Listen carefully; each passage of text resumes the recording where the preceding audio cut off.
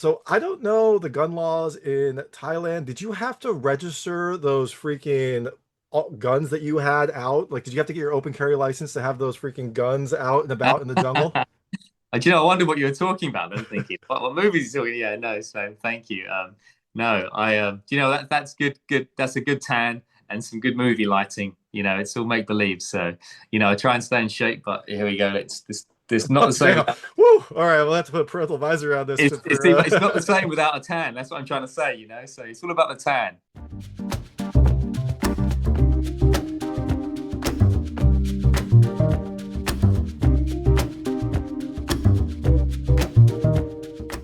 So, thanks so much for joining me today. I've got Louis James talking about River of Blood, which comes to VOD on August 1st, 2025. It is a lovely vacation cruise movie that turns a little sinister as things unfold. It has a beautiful tropical setting, just like the plant in your background. I like to see that you're still in character for this interview. A really fun cast and a great use of practical effects. I am excited to talk to him. I'm excited to hear more about whether this was a vacation or a nightmare to film, or maybe both. So, thanks so much for joining me. Thank you, David. Looking forward to talking about it. Of course. Okay, so first question. How did you get involved in this movie? What about this film kind of like struck you and made you want to get involved? I just wrapped up a movie called Escape with Howard, the director, and I worked with Sarah too on that. And we were sitting at the post-production house looking at the sound mix for that movie, and he was talking about this movie he was going to be doing in Thailand. So I was like, okay, this sounds interesting. And yeah, Exactly. Like, sign yeah, me up, sign me up. yeah, I'm done there. I'm done. So I wish it was as easy as that, but no, he likes working with people that he can trust and they can rely on to get the job done when you're going into somewhere like the Thai jungle. So he got us some audition tapes and I put my all into it, and lucky enough it worked out. So got cast in the movie and off to Thailand. It happened so quickly, and it was a kind of pinch me moment, going to Thailand to shoot a movie in the jungle. It was like, wow, this is something else. Yeah, no, that's awesome. I mean, you talk about places. I know a lot of indie films film in some not great areas. Jungle in Thailand sounds pretty fantastic. Just from the objective perspective. So. Yeah, I mean, you just can't fake that stuff, on the green screen. It looks $1 million wherever you point the camera, and it's just what a place. If you've never been to Thailand, it's worth a trip. But what a beautiful place, beautiful people, very hardworking crew, wonderful tropical weather, great food. What can I say? Yeah, that sounds perfect. Now, I assume you had to do some, either physical or mental preparation to get ready for this film. I assume, Europe or London or Britain's climate is very different from Thailand. Did you do anything, physical or mental to prepare to make this movie? Yeah, David, I'm always a believer in kind of being ready so you don't have to get ready. So I think, as an actor, you should always be in a certain physical condition and mental state ready to go because jobs just creep up on you and they come. I could get cast in something tomorrow or next week. So there's not often a lot of time to get ready. So you have to always, be, taking care of yourself and following a physical kind of, regimen that keeps you ready to go. And I think with acting, you end up doing so many, well, it depends on the kind of actor you are in the movies that you do, but, stunts and action, that kind of thing, as you know from watching the movie. So, yeah, lots of diverse workouts through the week, to keep me ready to go. But nothing prepares you for when the cameras are rolling and you're sliding down the mud, and jumping in rivers. So it's good to be ready. And then when you get there, you can, practice stuff, work it out, rehearse, block things, and then go for it and pray and then just hope for the best. Exactly. Yeah. Yeah, like you said, you have only so much preparation, but then when you're out there, it's like it takes it to another level. Yeah, yeah. So I don't know the gun laws in Thailand. Did you have to register those freaking guns that you had out? Like, did you have to get your open carry license to have those freaking guns out and about in the jungle? I wonder what you were talking about then, thinking, what movies are you talking? Yeah, no, so thank you. No, that's good, that's a good tan and some good movie lighting. It's all make believe. So, I try and stay in shape, but here we go. It's this not Oh, the same. damn. Woo! All right, we'll have to put a parental advisory on this It's not the same without a tan. That's what I'm trying to say. So it's all about the tan. I mean, I don't know. Movie magic can only do so much. I'm a fan of practical effects, just like you are. But seriously, when you're working in the jungle, you kind of like you're in this just I can't explain it. Like I just felt physically like it was the right place for me. The muscles are warm, the blood's flowing, the joints are warm, and the food's wonderful. So I think you just get in better shape just by just going to work in the jungle for a few weeks. That's no, that makes perfect sense. Yeah, it felt like it feels probably like a grueling endeavor. I talked to Sarah. She said you had about 6 weeks to film this entire thing. So I imagine the schedule was very tight. You were probably moving all along. So yeah, like you said, your muscles were probably warm. You were probably just going on adrenaline and just like flexing nonstop to make everything happen. Oh, you're totally right. It's so warm, and humid, and you're going in and out just to get into the jungle and get set up and before you even get going, you're like, wow, I need to drink something or eat something. But no, yeah, very, very fortunate. And so I imagine like what other challenges were there? I mean, I assume there were bugs. I mean, that was depicted in the movie, but I wasn't sure how many bugs there were. Were there like snakes or I don't know what they have in Thailand, like tigers? I don't know what wildlife you have in the Thai jungle. I mean, I think there's pretty much everything and more. I mean, the scariest thing about it is that, when you're shooting at nighttime, you can't see what's around you. You can only hear it. And you hear sounds you've never heard before, so, and then you feel things on your skin and you're in the middle of a take and you think, I can't stop now. And then, you hear cut and you're just looking for whatever it is. Is it a spider? Is it one of these ants that like bites into your skin and just hangs on and all this kind of thing? But yeah, they got a lot of, a diverse range of wildlife, I must say, in the jungle. And it's something to experience. So I imagine like after filming, when you got back to, wherever you were staying, there was probably like a full body check just to see what had come with you, right? Yeah, man. You just like, and you're trying all these natural remedies when you get there to kind of keep the bugs away. But by the end of the trip, you're just all spraying this super strong DEET. It's gone out, So, yeah. I do the same thing. I try to use natural, bug sprays and things like that, but occasionally I'll just be like, you know what, I don't want to deal with it. Just DEET, whatever. That's a problem for future David. Current David doesn't want to get bug bites. Yeah. So you mentioned you'd worked with Sarah before. Had you worked with your other co-stars before this? How did you kind of establish that camaraderie that you show throughout this lovely river cruise? Yeah, no, I'd worked with Ella very briefly in Escape and Tiffany as well. Yeah, but obviously Sarah and I, I'm not sure if you've checked out Escape. We worked on that movie together with Howard. The good thing about Howard is he always manages to pull together a bunch of people that kind of gel and get along, and they've got the same kind of attitude and outlook on life. So we had a lot of fun behind the scenes, when we were relaxing, joking around, talking about the day. So it really has, some lasting memories, etched on my heart and in my diary that I'll never forget. So once the movie's out, we'll release some BTS, behind the scenes pictures of stuff. And yeah, it was a magical time. So I'd love to work with them all again. Really would. That sounds lovely. And I remember in Escape, I think part of it took place in like a resort kind of area. This takes place in Thailand. I like how you're picking your movies. I like, your focus on the art for where you're going to go next. Yeah, I mean, hey, how can you say no to it's all about location, really. And I think I never want to be stuck in a studio behind a green screen and stuff. And so it's an adventure in itself getting out there and seeing places you'd never usually see. And when you're filming a movie, you kind of see it through a different lens because you're always pushing the limits, as to what you can do in that certain location. And you end up, of course, you're shooting a movie, so you end up making friends with locals and people, and everybody's interested because it's a movie.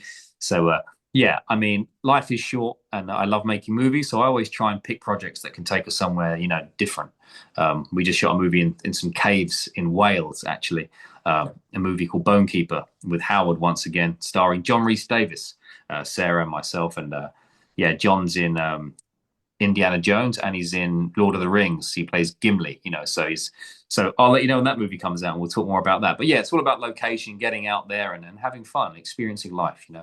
That sounds awesome. I would love to see. Sounds like a horror movie set in a Welsh cave. That sounds like a perfect setting. You got it. Yeah, lots to come there.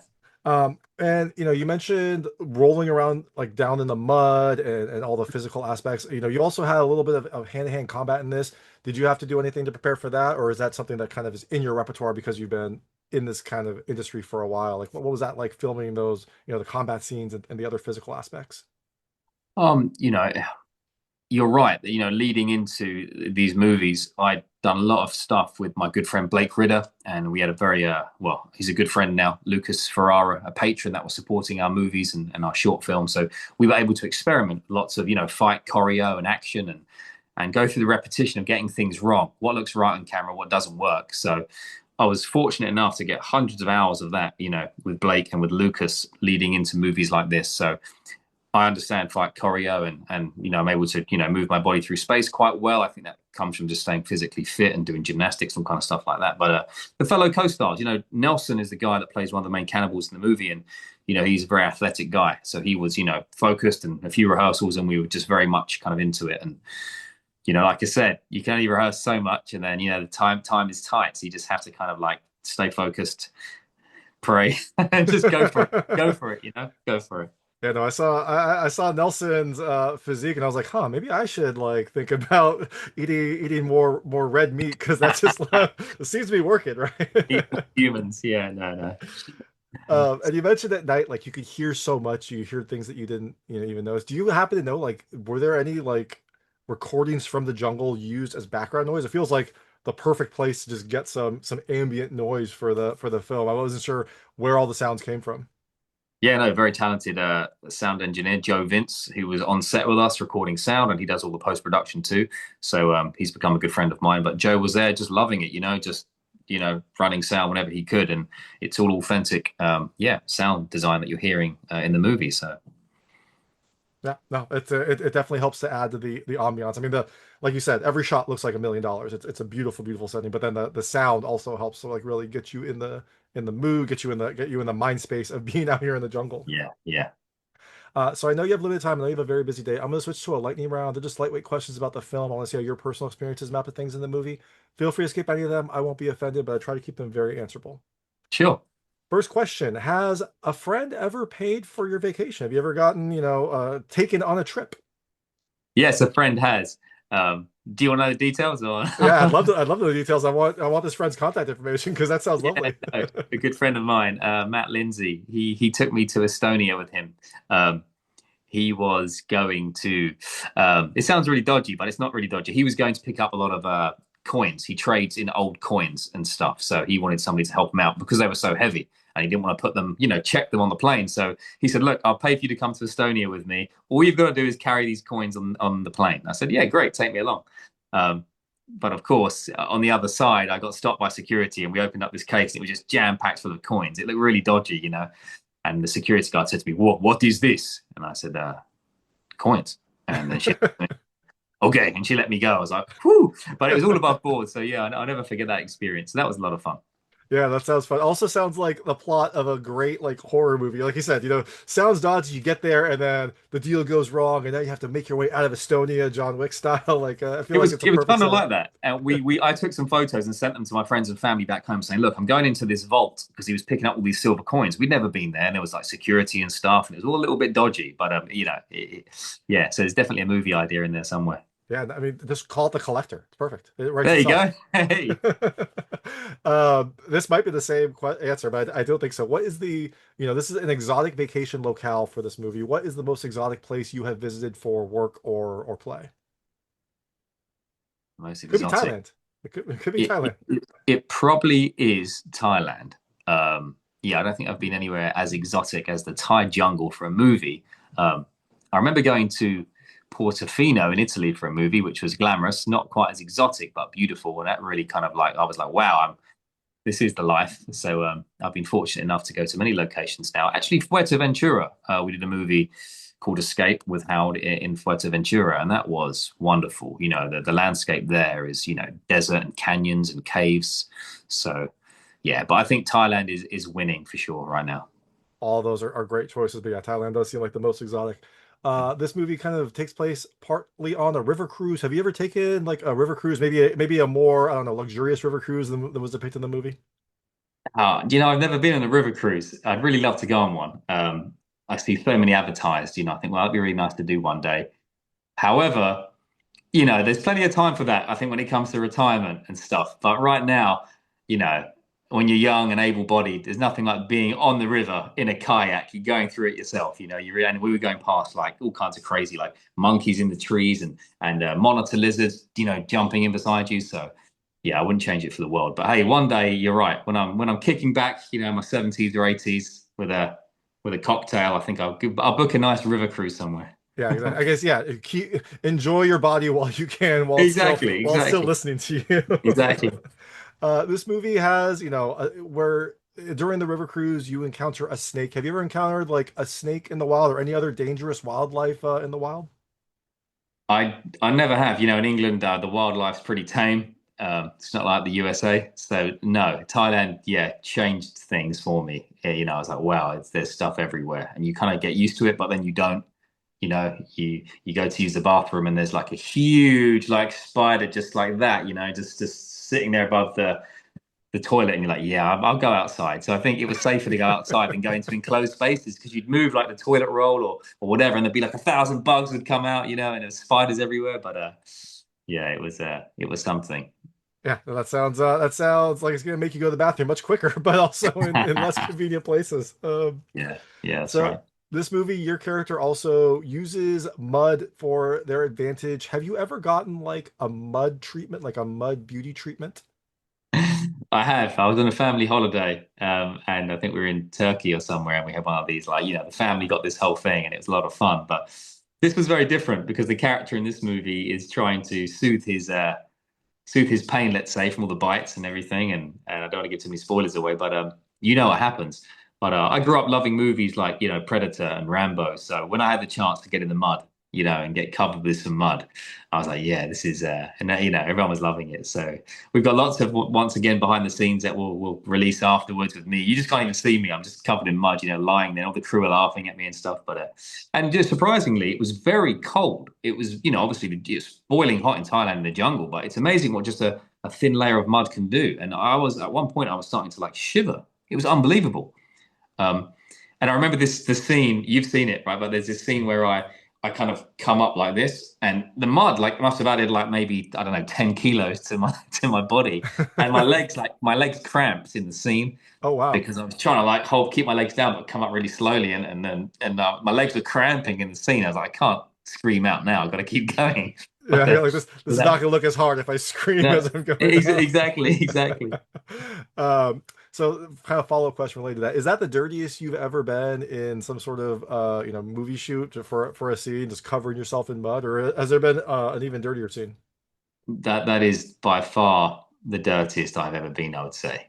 Yeah. But it didn't feel, saying that, even though I was covered from head to toe, we had these beautiful, like, kind of elephant baths and rock pools near us. So you just jump in, like, and just wash it all away. It was wonderful.